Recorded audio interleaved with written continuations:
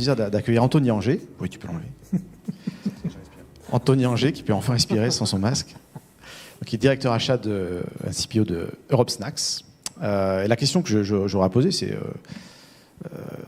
quelle est ton expérience dans le choix de système d'information achat? Alors, ce qu'on a expliqué sur les dimensions de choix, la facilité d'usage, la facilité d'intégration, la technologie, qu'est-ce qui est prépondérant dans ce choix pour un directeur achat? Merci déjà pour l'invitation. C'est avec plaisir que je suis ici. Alors, je vais juste faire une petite aparté pour introduire en fait ma réponse. Je suis très heureux d'être ici en fait, parce que c'est ce que vous présentez aujourd'hui, c'est une réponse à des questions qu'on a tous en tant que directeur achat, et notamment des directeurs achats dans des petites structures. Moi, je fais partie d'une UTI, donc c'est une entreprise qui fait 400 millions d'euros de chiffre d'affaires, relativement petite mais en forte croissance. On a beaucoup de directeurs achats ou responsables achats qui sont perdus, complètement perdus en fait, face à ce panorama, à cette profusion d'offres sur les SI achats. Je pense que ça a été évoqué apparemment tout à l'heure en fait dans l'introduction. Mais clairement, il y a un paradoxe qui est assez incroyable, c'est on a une offre qui n'a jamais été aussi importante, aussi large, aussi profonde, et en même temps, on n'a jamais eu autant de directeurs achats perdus face à cette offre. On a une immensité, on a une vague qui est là, on a une dimension marketing qui est extrêmement puissante aussi, il faut l'avouer. On a un nombre de sollicitations qui est proche du harcèlement, clairement. Moi, je reçois à peu près 2 mails quasiment par jour, en fait, sur ma boîte pro, en fait, me poser des solutions achats. Alors sur LinkedIn, je vous en parle pas, les demandes de sollicitation sont permanentes, donc pourquoi pas. Mais à un moment donné, c'est vrai que cette technique de pied dans la porte, en fait, ne fonctionne plus, voire un peu agacer un directeur achat qui est proche, justement, d'investir ou qui a envie d'investir. Et ce qui l'intéresse, en fait, c'est d'avoir une analyse objective. Donc, ce que je vais vous dire, c'est merci pour cette étude. Moi, je vais la suivre avec attention. J'ai envie de voir si vous allez aussi agrandir un peu le panel, si vous allez peut-être aussi enrichir, avoir une deuxième vague. Comme vous l'avez cité tout à l'heure, Maxime, le monde évolue très rapidement, les besoins évoluent très rapidement. Et donc les choix d'investissement que j'ai fait, moi, par exemple, il y a 6 mois, ont complètement changé. Donc je suis passé hier, en fait, dans un comité pour représenter des choix d'investissement. Mais au regard du contexte économique et social que nous connaissons, que nous traversons, avec une reprise économique qui est extrêmement forte, des pénuries de matières premières, des pénuries de main-d'œuvre, des prix qui sont évidemment exorbitants, ça je pense que tout le monde est au courant, dans le transport, dans les matières, dans tout. J'ai une gestion du risque en fait, qui a repris un cran très important. Et finalement, là où j'allais partir sur un besoin de tableau de bord classique, même s'il est essentiel, j'en ai besoin, je vais très rapidement en fait, rebasculer en urgence sur le risk management au regard du contexte actuel, qui n'est pas celui qu'on a connu dans les crises il y a 10 ans, qui est complètement différent. On ne sait pas où on va, on est sur un cycle très différent. Donc maintenant, j'ai mes KE, j'ai mon budget, qu'est-ce que je fais? C'est un peu la question que j'ai. Alors là, j'ai plein d'offres, tout le monde va me dire, je sais faire, t'inquiète pas Anthony, il n'y a pas de problème. Et donc la question, c'est sur quels critères je vais fonder ma décision, notamment dans l'urgence. Alors après, je reviendrai sur une question un peu plus posée dans le cadre d'une stratégie achat construite. Mais dans l'urgence, je vais regarder ce que vous avez évoqué à plusieurs reprises, c'est la simplicité de l'outil. On ne veut plus en fait des outils extrêmement complexes avec beaucoup de paramètres, beaucoup de champs, beaucoup de chemins, puisqu'on s'y perd très souvent. On veut des interfaces très agiles. On a quand même des populations de plus en plus jeunes habitués des applis, tout simplement, qu'on soit dans les achats ou dans les autres directions. Et si vous n'avez pas une interface qui soit agile, fonctionnelle et très simple à utiliser, on court à l'échec, très clairement. Parce que déjà, il faut convaincre l'acheteur, et après l'acheteur, lui, doit convaincre aussi sa direction et ses partenaires internes. Donc il y a vraiment ce côté, je veux dire fonctionnalité, je le caractérisais comme ça, de simplicité, fonctionnalité. Deuxième chose, c'est l'agilité. Alors vous l'avez dit tout à l'heure, sur votre panel, c'est du SaaS, mais tout le monde n'est pas encore en SaaS.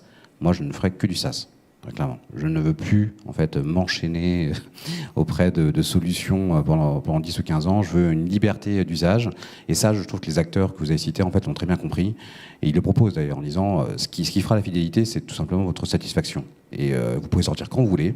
Il n'y a pas de problème. Vous n'êtes pas enfermé, en fait, avec des besoins de maintenance, de montée de version ou autre. C'est relativement flexible. Et ça, pour un directeur achat, ça le rassure aussi, surtout quand il va le présenter à son DAF, qui lui dit c'est pour combien de temps ça? Voilà, il y a XKE, mais tu sais, on peut sortir quand on veut. Bon, tout va bien, tout va bien. Donc c'est un argument très fort quand on présente un plan d'investissement. Donc il y a cette fonctionnalité, il y a cette agilité. Après, il y a la capacité en fait d'un provider, je veux dire comme ça, d'un éditeur en fait, à répondre aux besoins précis de son client. J'ai beaucoup de propositions en fait qui sont finalement des présentations marketing très très larges en fait sur la couverture du besoin achat dans sa globalité. Et très souvent, je vois bien qu'on ne nous écoute pas assez. Alors je dis nous, parce que je parle aussi de certains collègues qui en parlent, avec qui on échange. Finalement, j'ai peut-être un micro-besoin qui est la pétale, c'est ça que vous avez dit tout à l'heure. Je pense que le concept est très bien. J'ai une petite pétale. Maintenant, j'aurai peut-être une fleur en fait dans 6 mois ou 1 an, mais aujourd'hui c'est la pétale que je veux. Donc je cherche pas en fait à avoir un squelette de système d'information achat complexe, développé et très mature, mais peut-être juste une pétale pour démarrer, et après on pourra réfléchir ensemble en fait à d'autres solutions. Donc répondre précisément aux besoins. Et un des points majeurs également, c'est aussi la capacité à se projeter. Quand on rentre dans ce type de prestations, pour moi, ce sont des partenariats. J'achète pas un logiciel, j'achète pas un service, j'achète clairement en fait une expertise du partenaire qui sait me faire prendre du recul et qui sait anticiper le coup d'avance.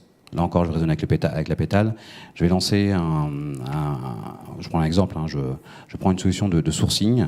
Typiquement, ce qui va m'intéresser, c'est que le sourcing tel que je l'ai conçu, peut-être dans l'urgence aujourd'hui, j'ai besoin d'avoir une brique RSE, un peu comme Vincent l'a présenté tout à l'heure.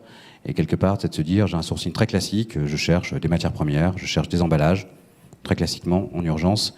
Ce qui m'intéresse, c'est si le prestataire peut, lui, en fait, me proposer une brique complémentaire qui arrivera après, justement, sur les domaines inclusifs, RSE ou autres. Donc cette capacité à avoir un coup d'avance est vraiment le différenciateur. Et quand je fais un choix, en fait, dans les prestataires, ou dans ma carrière, quand je l'ai fait, c'est ce qui a fait la différence, plus que le prix, très clairement. Bon, évidemment, je ne peux pas parler du prix, je suis un acheteur, mais forcément, j'ai des contraintes budgétaires. Mais je vous donne un exemple. Chez Europe Snack, où c'est un chiffre d'affaires proche de 400 millions d'euros, j'achète à peu près pour 200 millions d'euros, donc 50% de la valeur. Clairement, investir 10, 20, 30, 40, 50 KE, c'est peut-être énorme, mais au regard des enjeux que nous avons au quotidien, quelque part, c'est juste un investissement qui est fondateur, en fait, et c'est une dépense qui est nécessaire. Donc voilà, c'est un sujet sur lequel j'échange tous les jours en ce moment.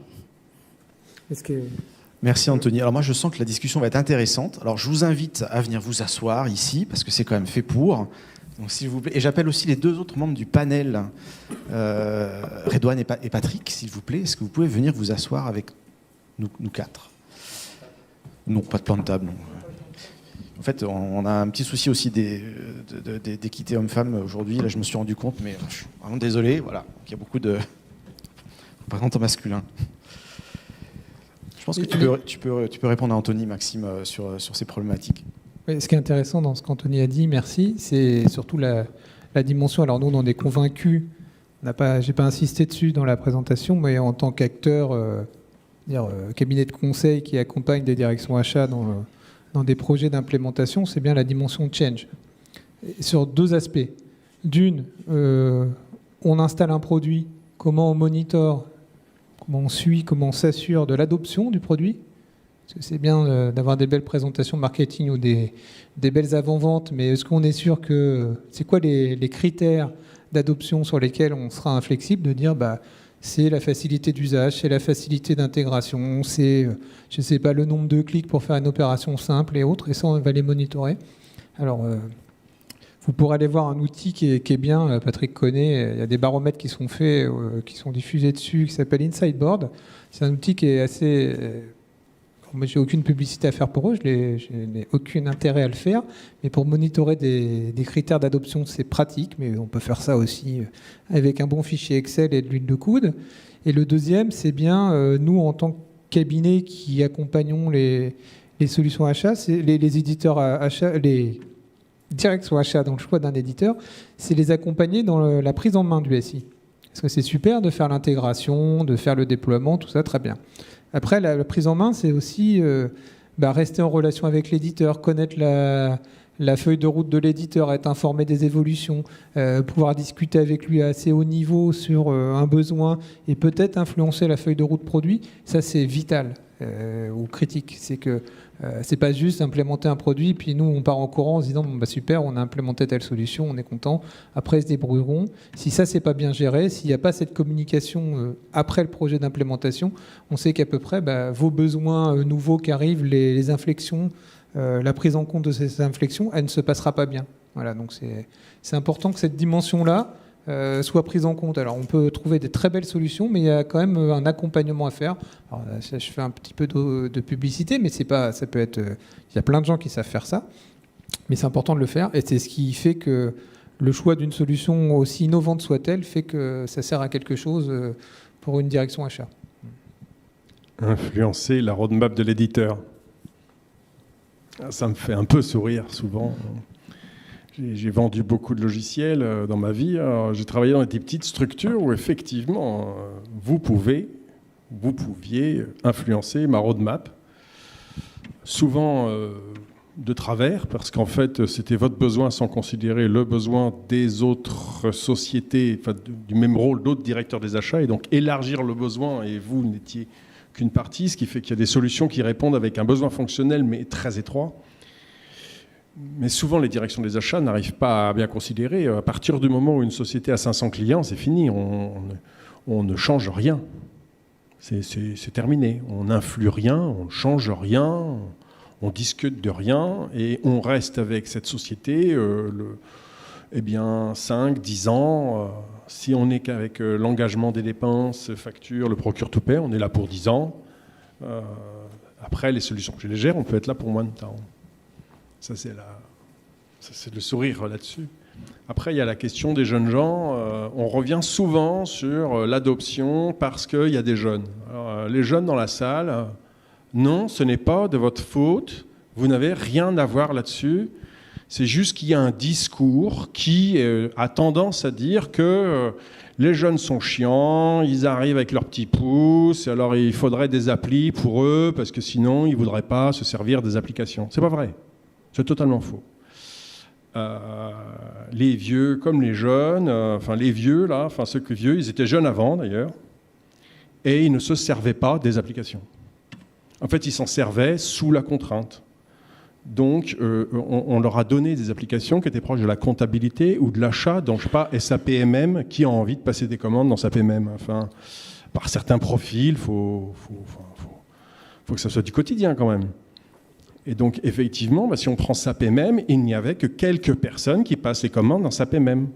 Et on n'a pas donné SAP-MM à d'autres utilisateurs pour des raisons de prix licence, certes, mais parce que c'était impossible de s'en servir. Et en fait, c'est juste que les dernières solutions ont étendu l'usage à une population beaucoup plus grande. Des acheteurs qui n'existaient pas à un moment donné, des gens du métier, puisque finalement tout le monde est acheteur, puisque toute personne qui porte un budget est un acheteur, potentiellement. On a étendu. Alors à partir du moment où j'étends une solution à énormément de gens, je ne peux pas lui demander que ça soit une solution complexe à utiliser pour un métier particulier. Il faut que ça soit quelque chose qui soit, disons, instinctif, intuitif par rapport à son contexte d'utilisation, ce que les marketeurs appellent le personae, le persona. C'est le visage, c'est le masque dans le théâtre grec, c'est le rôle que la personne joue. Donc ce n'est pas une question de jeunes, c'est une question d'un nombre d'utilisateurs, une variété d'utilisateurs, une variété de rôles qui viennent là. Et puis aussi parce que pendant des dizaines d'années, nous avons acheté des logiciels dont nous ne nous servions pas. Et il n'y avait pas la crise. Alors c'est pas grave. Puis au fur et à mesure, il y a les acheteurs qui sont arrivés, comme je disais au début de l'après-midi. Ils ont aussi regardé qu'est-ce qu'on utilise. Et quand ils ont vu le nombre de logiciels qui étaient sur des étagères, ils se sont posé des questions. Et au fur et à mesure, on s'est dit quand même, c'est beau des calculs de ROI, mais enfin le calcul de ROI doit être ramené aussi au taux d'usage. Donc si j'ai 20% des gens qui l'utilisent, mon retour sur investissement sous 12 mois, tout d'un coup, il passe à 10 ans. Enfin, il n'existe plus. Donc ce sont ces variables-là qui ont changé. Et donc l'usage, il vient de quoi ? L'éditeur, quand il naît, il crée quelque chose qui est proche du métier, l'éditeur logiciel métier. Parce qu'il en vient. Donc il en vient, il fait quelque chose pour un métier de là où il vient. Et puis à un moment donné, il s'industrialise, il quitte le métier, et au bout de 5, 6 ans, 7 ans, il n'est plus du métier, en fait. Il devient, s'il a du succès, un éditeur. Et le besoin métier change, lui, parce que c'est quand même très évolutif. Et c'est le cas, par exemple, des logiciels de gestion d'appel d'offres. Ils étaient, dans le contexte du début des années 2000, une aide à la collaboration sur des programmes de cost-killing. Mais ce n'est pas le sujet aujourd'hui, en fait. Et donc, ça fait des bouts de logiciels qui sont décalés par rapport aux besoins. Et si vous prenez aujourd'hui, je vais en conclure là-dessus, le P2P, c'est du process. Et tout le monde doit l'utiliser. Alors bon, plus c'est joli, mieux c'est. Mais l'upstream, la partie sourcing, la partie contrat, la partie plan d'action, la partie stratégie achat, c'est pas un processus. Enfin, on l'appelle un processus achat, mais en fait, c'est pas un processus. Ce sont des priorités que je dois faire dans ma journée. Donc finalement, ce que je voudrais, c'est un logiciel qui me montre les différentes tâches que je dois faire, et c'est moi, acheteur, qui vais gérer les priorités. Mais je ne suis pas dans un process. Et dire ça à un éditeur de logiciel, vous ne faites pas un processus, tout d'un coup, c'est moins confortable. Et c'est pour ça qu'on ne le voit toujours pas venir, ce fameux cockpit des achats, de l'acheteur. Tu veux pas répondre ? Ça vous... Si, je vais répondre. Je vais répondre. Je pense que, je partage avec vous. Et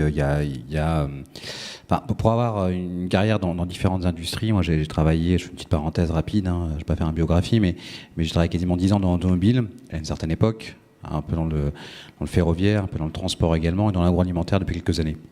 Finalement, j'ai croisé différents secteurs, différents niveaux de maturité et différentes époques surtout. Et là où je vous rejoins complètement, c'est qu'on a des SI achats en fait sur lesquels on était enfermés pendant 10 ans dans un squelette de dépendance. On avait une dépendance au SI achat, une interdépendance permanente.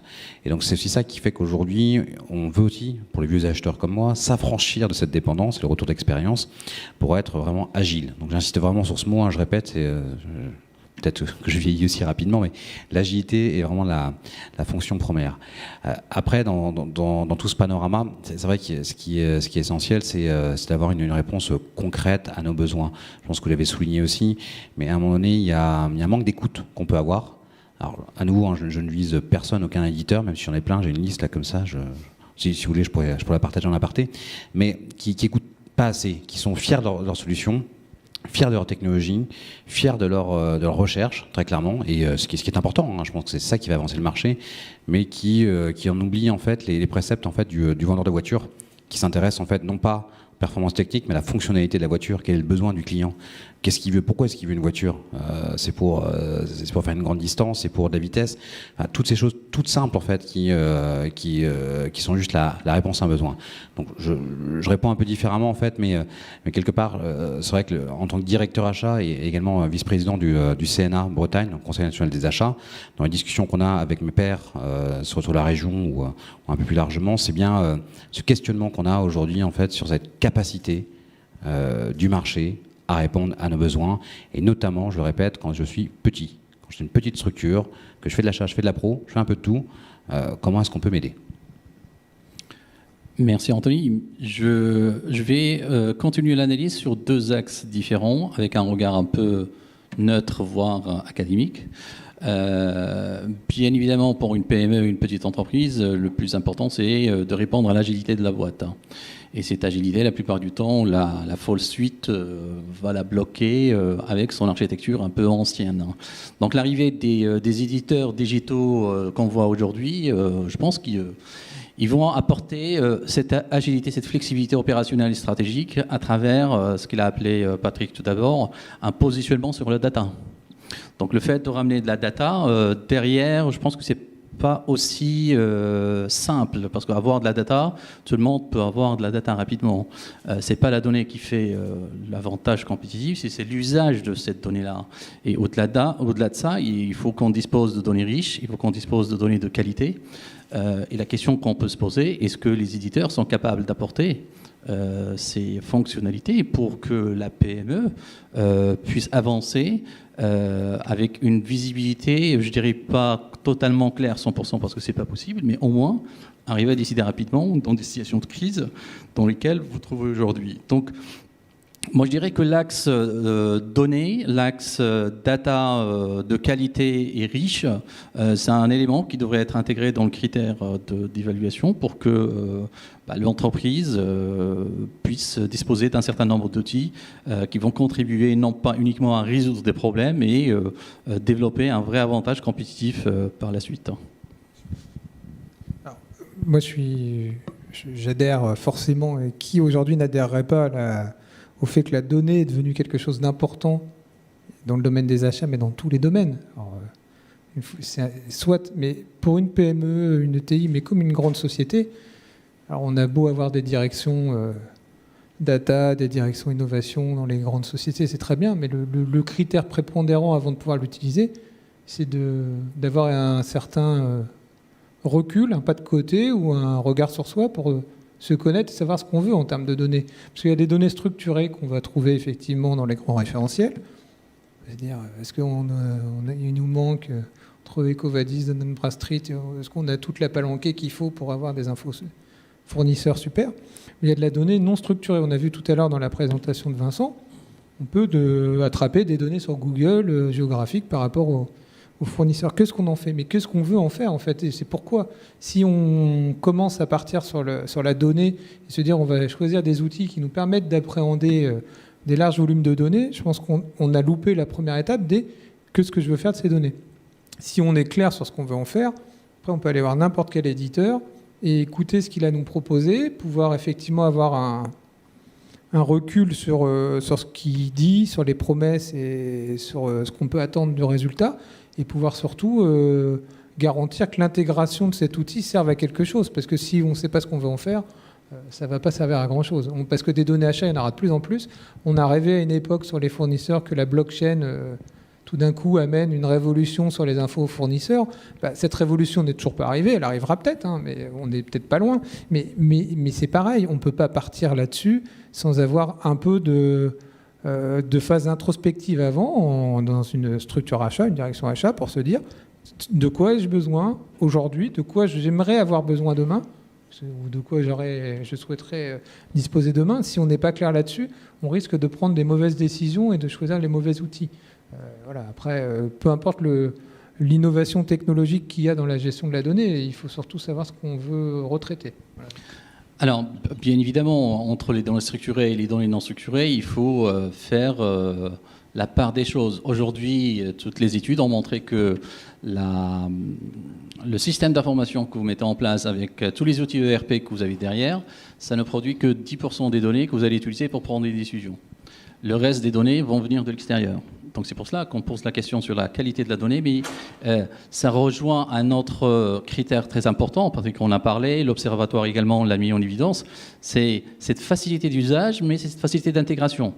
Et cette facilité d'intégration, si on ne l'a pas dans les nouveaux outils, bon, SAP il est en train de mettre en place son business à part, c'est déjà pas mal, Oracle le fait, tous les grands éditeurs font ça, mais si on n'arrive pas à avoir cette facilité d'intégration pour absorber rapidement les données structurées, non structurées, là je pense que ça va risquer en termes d'exploitation et de retour sur investissement de ce type de solution.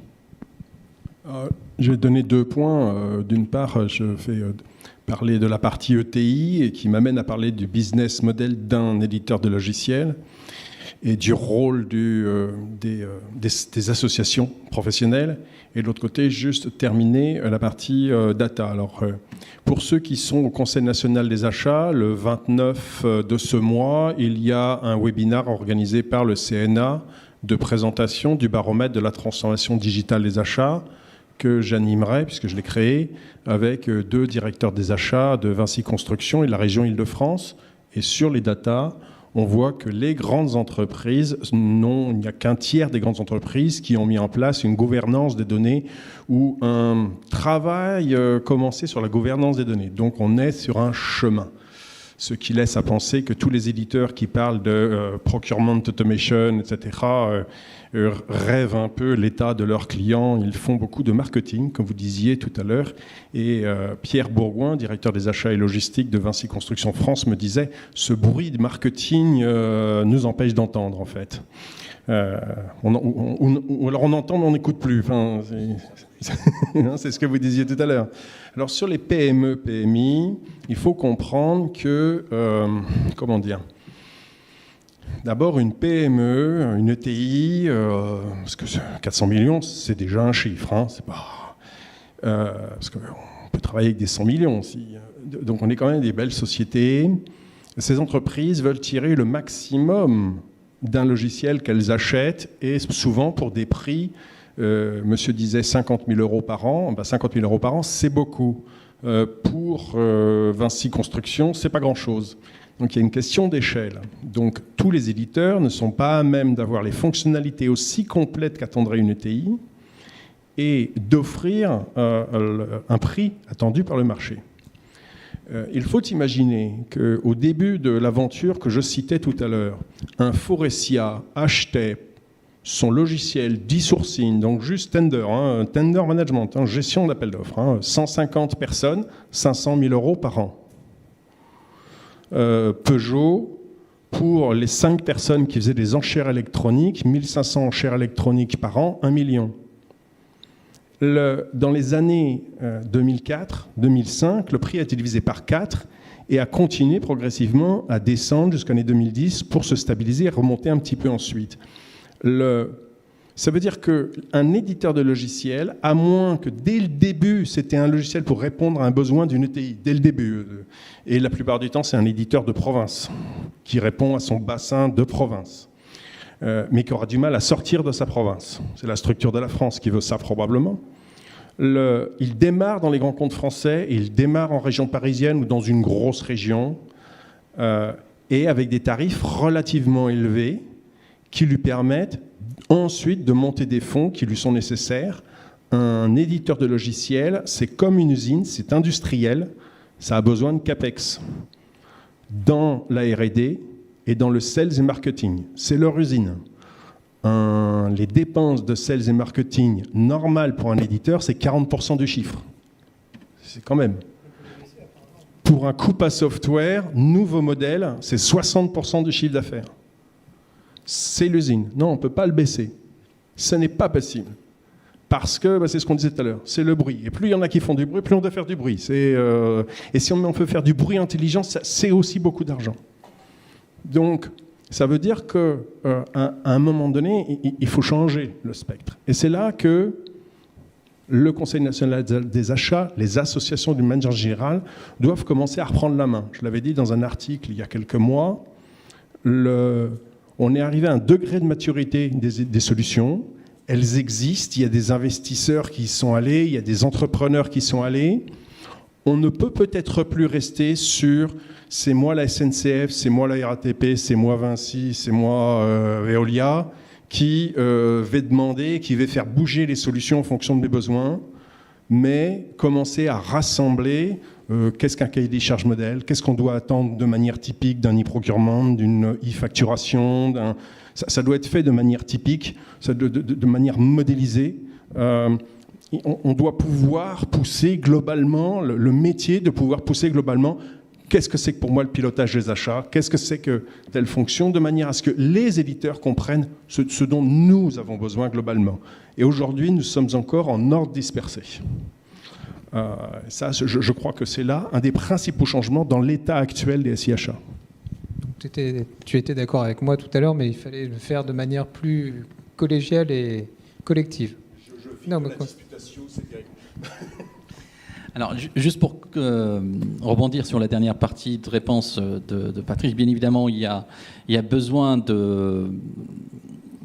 pas de négociation, mais plutôt de travaux collaboratifs entre les éditeurs et les entreprises. Mais je dirais, pour les entreprises, que ce soit les PME, les grandes, il faut qu'il y ait également une éducation des utilisateurs finaux. Parce que toutes les solutions digitales qu'on voit aujourd'hui sur le marché s'installent presque toutes sur un environnement cloud. Et un environnement cloud, c'est un environnement où les gens n'ont pas l'habitude de travailler dedans.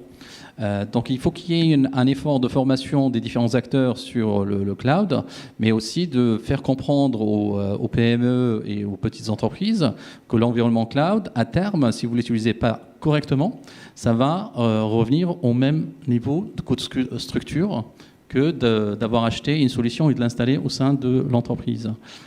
Donc, le premier critère ou le deuxième critère, c'est celui de la richesse fonctionnelle, de la facilité d'usage, et bien évidemment, est-ce que c'est